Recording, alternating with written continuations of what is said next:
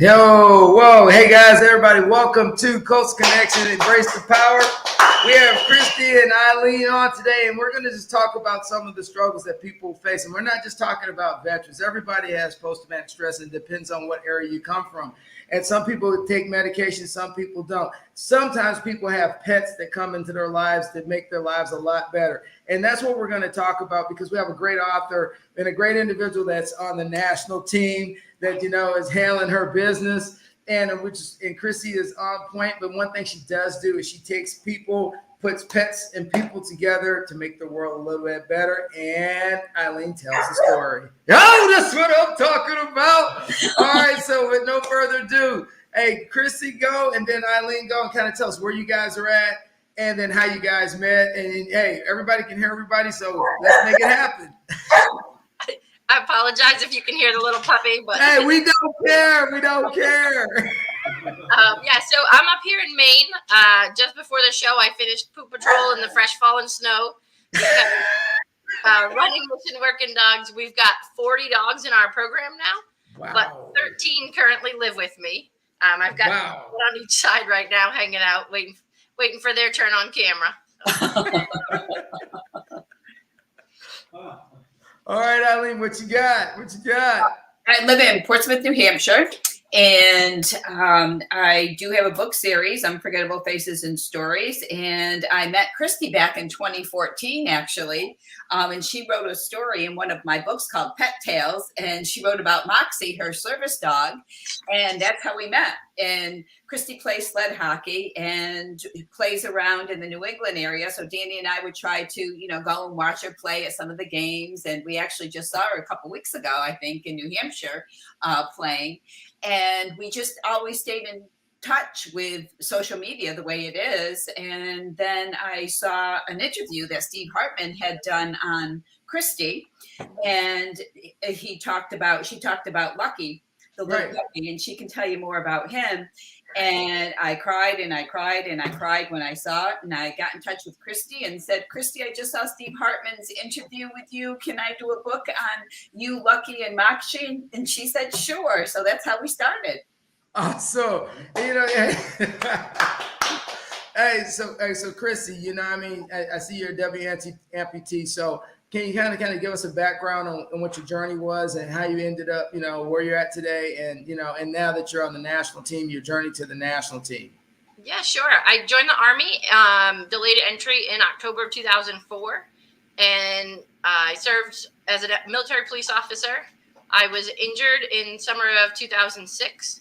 So ultimately I had skull fractures, facial fractures, spinal cord injury, organ damage, both legs, and actually 2 fingers to go with it. Oh, okay. Yeah, I'm tracking you. I'm all good.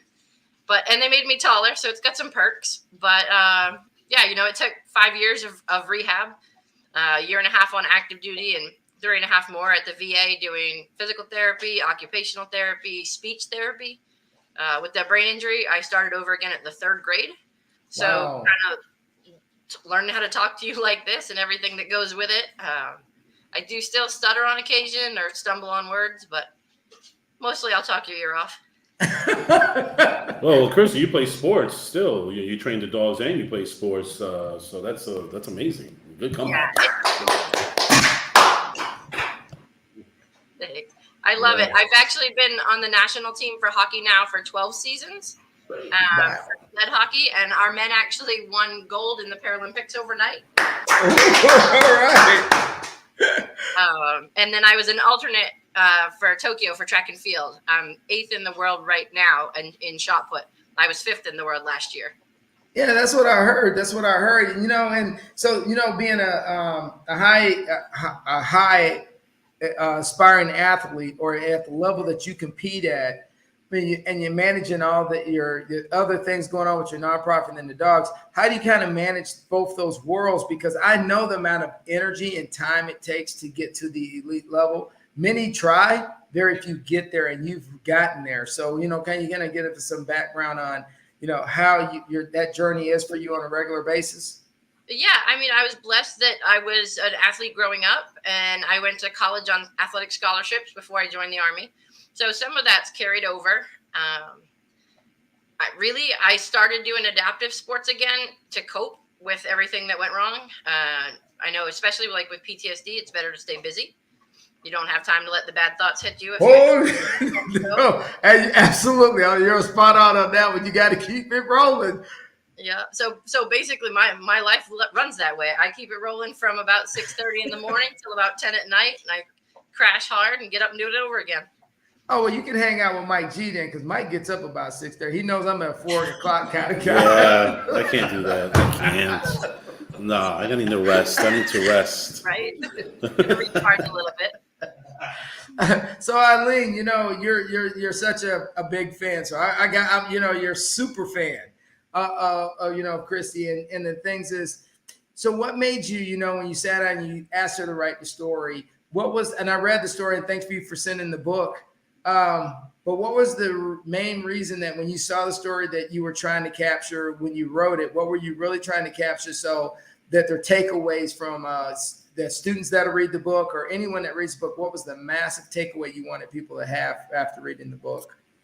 Well, first of all, I think I'll just go back a little bit. In 2011, my dad had died of lung cancer, and my dad was a Marine, and he died in Iwo Jima. Sorry about that. And which I never knew until 3 months before he died. Of course, you're going through all these things, and being a part of the Greatest Generation, they never talked about the war. Right. That's something that the Greatest Generation just did not do. So I have a quote that I had read, and it said, you go through life getting things, and then you find out that your purpose in life is giving things. And I started my series just as a healing process to go through. That's what they tell you, when you go through something, you write it down and you journal it. So I was going through, and I had done about 8 books, which Christy participated in the one I had mentioned. And the last one that I wrote, my 8th one, was Patriots of Courage, Tributes to First Responders. And the people that I met all over the world are incredible. So I really wanted to give back to the military in honor of my dad, and just in honor of the military, what you all, because you're Army, thank you for your service. And I wanted to give back, and I just was looking for something. And my husband had been diagnosed with cancer that same year in 2019, and I didn't really want to look, and I was looking for something. And knowing Christy, and Christy actually lives where my husband grew up, and we used to go up there periodically. And of course, Christy is so inspirational anyways. You meet her, and she's just very inspiring, and to all ages. And I saw that interview, and then I saw puppies. Who doesn't like puppies, right? Mike, it hit me that Mike. No, I'm joking. I wanted the takeaway of the book to be about anti-bullying, about being different is okay, because we're all different. Some are on the inside and some are on the outside. And also to never give up on your dream, because Lucky's dream was to always be a therapy dog. And that's what Christy trained him to be. And that's where he is today. He is in Leeds Central School as a therapy dog. And I tell people the book is for people between the ages of 2 and 92. And I truly believe that, because adults can be so mean sometimes to other people because they're different. And we all need to be reminded that it's okay to be different, and we're all in this world together. So that's my... Yeah, that was beautiful. And and Mike was just showing the video of Lucky and the challenges. It's easy to say I understand, Chrissy, but I don't understand, because I have never been through it. I've been to war multiple times, I did 30 years, but I don't understand. So kind of, walk me through. I know that you said you had to go through rehab, but I'm going to tell you, having to relearn how to walk and speak was difficult, as you put it. But, as you went through your journey, when did you start kind of leaning on the dogs as part of the process? Because, you're always going to have moments.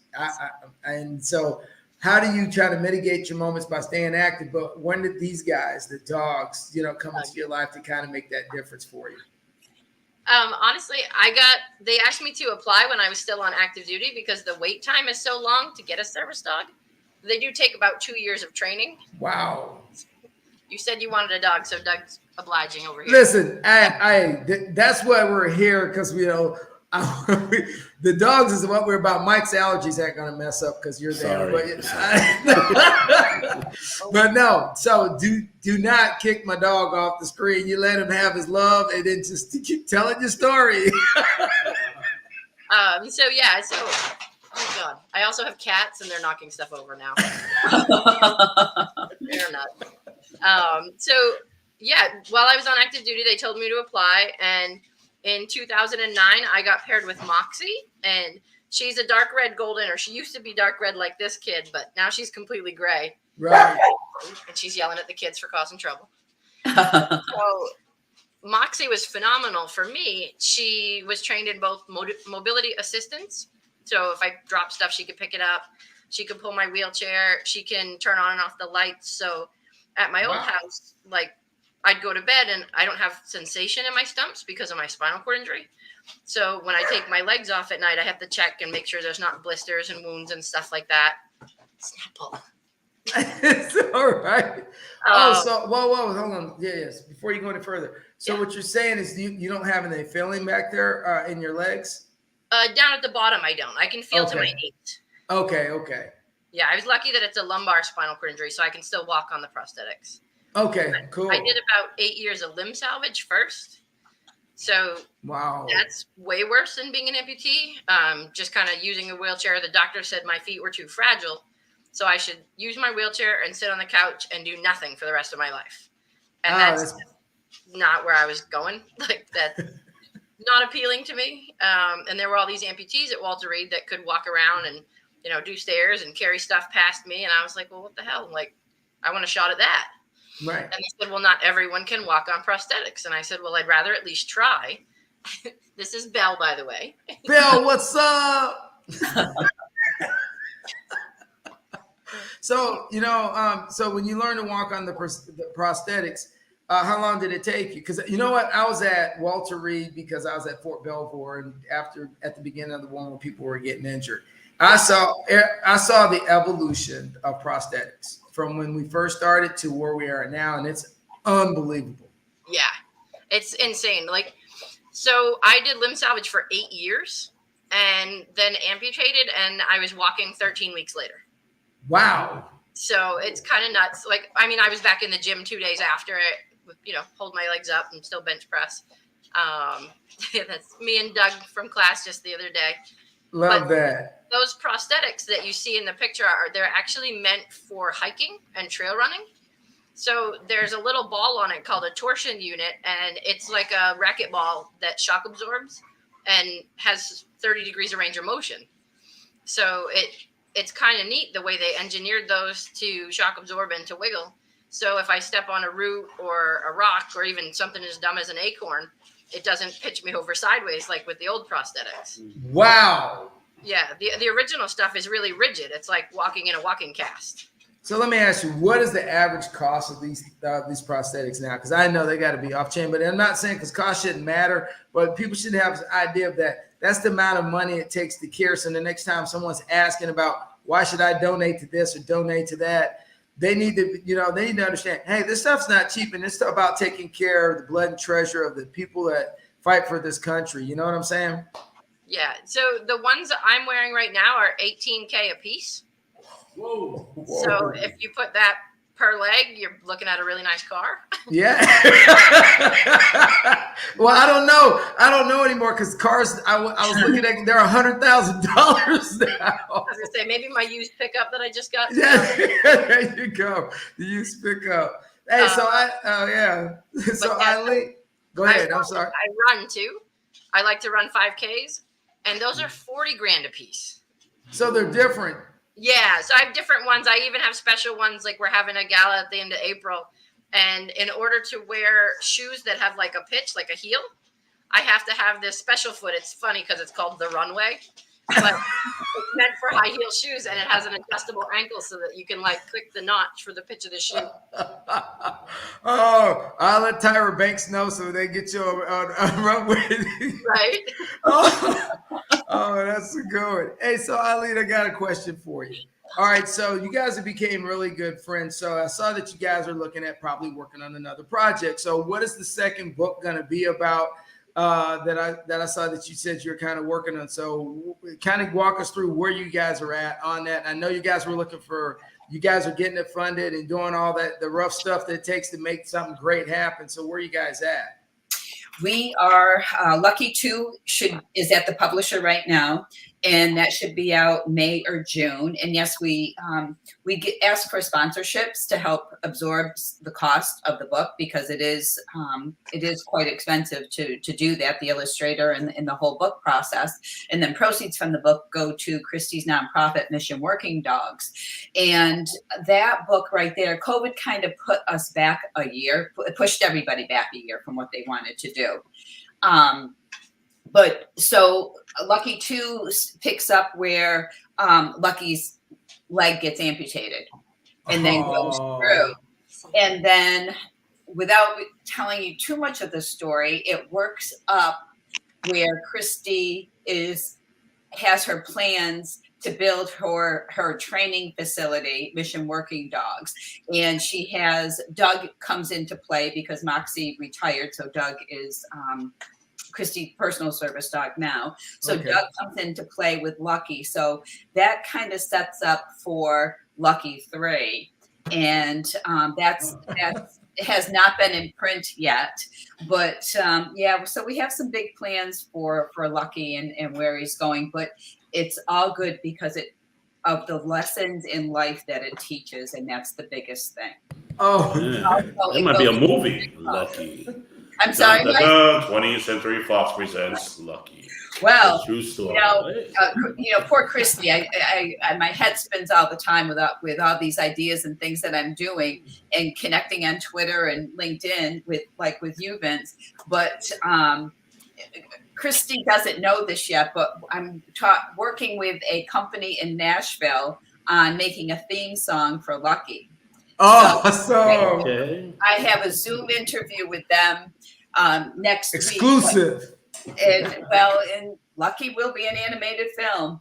Animated film. Hey, that is awesome. So look at it, even Christy smiling. And my other goal is I'd like to have Lucky be afloat in the Macy's Day Parade, because the Macy's Day Parade is for kids. But what about kids that have a disability on the outside? Right. What's in the Macy's Day Parade? I sit there and I watch it every year. That's my thing. And there isn't any. There isn't anything, recognition really for veterans. Oh, absolutely. And don't get me started with it. I'll be here all day.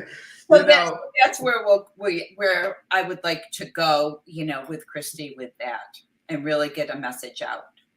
Hey, so Christy, you guys are doing a lot. So, what message? I see you talking, and Mike, show the videos, and you're talking in front of people all the time, and and people are always going to ask you the same story over and over. So, what message do you kind of try to leave kids with? Because I'm going to tell you, today's teenagers, and I do teach on the side now and then a lot.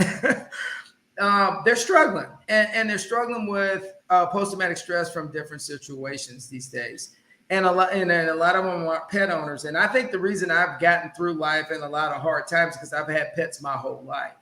So, what kind of advice do you give young people? Because we have a high suicide rate. Let's just be clear about this. We have a high suicide rate with men, young males, and then adults in some areas. But when you find out, we are at the time in our society, and the numbers show this, people are more lonelier and dying alone now in our history than ever before. So what kind of advice would you give anyone, maybe an adult or even a kid, on how to kind of change that narrative and say, you're not alone. Hey, there's not, find a pet, go visit if your parents won't let you have a dog, volunteer somewhere, and then we'll talk about your nonprofit. Go ahead. Yeah, I mean, really, like you just said, the volunteerism and getting out there, especially if you can't have your own, or even just if you got to give back, or you got community service hours for school or other reasons, volunteering at a shelter. For me, it's really finding your path and your purpose, because we all come from different backgrounds and different situations that way. And you never know where life's going to take you. But I think so many people are stressed out and hung up on, I've got to be this, I've got to do that, I've got to hit this milestone. If I hit this age and I'm not married with kids. And I had to laugh because somebody brought that up before. I don't make it by this benchmark, my life is over. No, right, it's not. Exactly. I mean, even my own brother had like a midlife crisis when he hit 30 and didn't have a significant other and still hadn't paid off his car. But, we all have dreams and plans for our lives. I certainly didn't plan to get hurt and be a retiree in my 20s. It's a weird absolutely. But if you can find your purpose and find what makes you happy, then I don't think the rest of the milestones and other people's opinions even matter. And you'll find your own niche and find the people that are like you by following that path. Oh, awesome. Hey, I love that. And do me a favor when I ask, because I need to know about your nonprofit. And when I switch, after we get done talking about that, I'm going to switch over to Eileen. But while we're doing it, if you could put in the chat your nonprofit so it'll show up when we do the show, people can donate. And I'll pitch it at the end to make sure that, because this is going to run probably 30 more times. And we just want to get that information out there because I didn't have it, and that's shame on me. And, and Mike will make sure that we get it pushed out. So let's talk about your nonprofit. Sure. I founded Mission Working Dogs in the summer of 2020. So right kind of in the middle of the pandemic. But the pandemic had kind of slowed my life down as far as sports being shut down. And I'm really, really passionate about the dogs and the difference they've made in my life. Moxie saved my life and has been invaluable in so many ways. And I wanted to be able to give that to others. There's so many people in need. There's so many people that don't fit the criteria of other groups. So like you said, with PTSD, most of the groups for veterans are for combat PTSD. Right. A lot of the groups are post 9/11 only. So what do you do with a Vietnam vet who has combat PTSD, or say a post 9/11 vet whose PTSD is from stateside? Absolutely. Hard. Me and Mike had this conversation. I'm glad you said that. You actually can work in a toxic environment, and it literally mentally could destroy you, just as though you were actually in a certain situations. And I don't think people really get it that when we use that term toxic leadership, and I'm not going to go down that road, but I'm just saying mental health these days, because of the telephones, because of social media, because of the way people approach other people, it is so it's not personal anymore. It is such a disconnect in our personalities. But go ahead. No, just honestly, you're right. There's so many things that people either take for granted or don't understand. And even with other veterans, like as a veteran with PTSD and a veterans advocate, I get so used to encountering people that they may not know they have PTSD themselves, or don't believe it, or don't want to admit it. And they'll be like, no, I'm fine. I'm not nearly as bad as, something visible like mine, or somebody that they know who has really bad PTSD. But it doesn't have to be really bad to really impact your life. Absolutely. Being rated 50% is a 50% impact on a lot of situations in your life. So yeah, you're spot on. And Dan, I need to make sure I say thank you for your service also. I won't forget about that. I tell anybody, you're in the 1% of people that serve their country. And I don't think a lot of people even know what the number is. People think there's a lot of people in the military, but on the average citizen, you may be the only one in 50 in that group that served in the military and did a tour. So you're in an elite group, but it's also can be a lonely group once you leave the service, because it depends on where you live. And so the fact that you're in sports gives you that camaraderie. That's why I still coach football. It gives me that camaraderie with the other coaches, and I still teach. And everybody goes, "You're a retired general. Why are you teaching?" Because there's a need when you leave the military to still kind of be around people and still have that brother and sisterhood. You know what I mean? Absolutely. And I'm really good at track and field, but I love hockey better because but that it's that camaraderie. It's the team environment and being able to lean on each other and have each other pick each other up. I really, really love team sports better. Yeah, me too. So going forward, I'm tracking that we're gonna have a movie, right, Mike? Yeah. We're getting a song. Hey, so this, hey, I'm gonna throw something out there. Eileen, throw something out there. So we're gonna try in November. We're gonna have our veterans get together in our round table, and we're gonna have Ann Moss on there, who is who lost a son to suicide, but she's gonna come on, to talk about mental health. I would definitely want Christy on there. Definitely want you guys on there. So kind of, and so just giving that out there, invitation now, so get y'all for November. And I know you guys are busy, but Eileen, going forward, I know that you're going to be working on different things. So what is the best way for people to help support your cause for the projects you got going on to get Christy to where we need to be on the end state of making sure the nonprofit gets the support it needs? Sure. The Lucky Little Guy Big Mission is available through my website, unforgettablefacesandsstories.com. It's kind of long, but you can go right through there, or it is available on Amazon. But to be honest, we make more money going through my website because Amazon takes their percentage as well. Okay. Just being honest, but some people like to go through Amazon first. And then also Christy has a link on her website as well to donate to her nonprofit directly, and then to purchase the book, it links back to my website. And then also when Lucky 2 comes out, which May, June, we'll have something, obviously linked on that and new information about that in both books and things like that. And, hopefully the third book I'd like to see come out the end of next summer, beginning of fall. If we can, get that to happen. So you're a grinder, man. You're a grinder. Oh my God. You must be like one of those people born in September, some of the most OCD people. You're a grinder.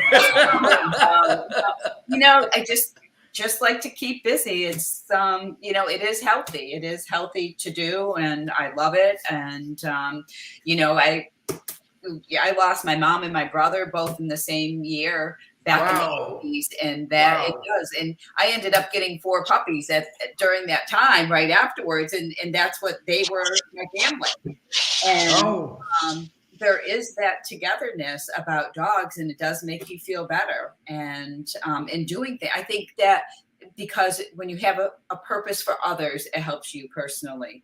So it's a win. Okay. I'm going to have to get Mike G a dog then. Is that what you're telling me?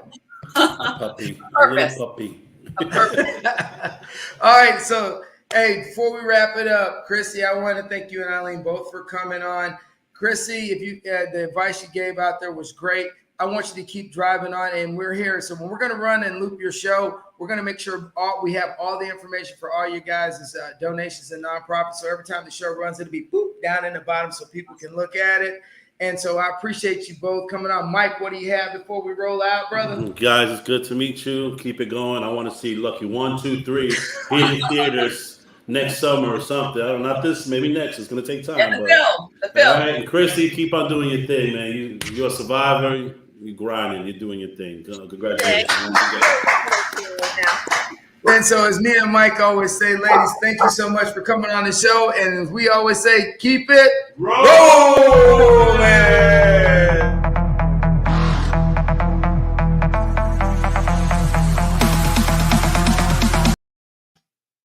All right.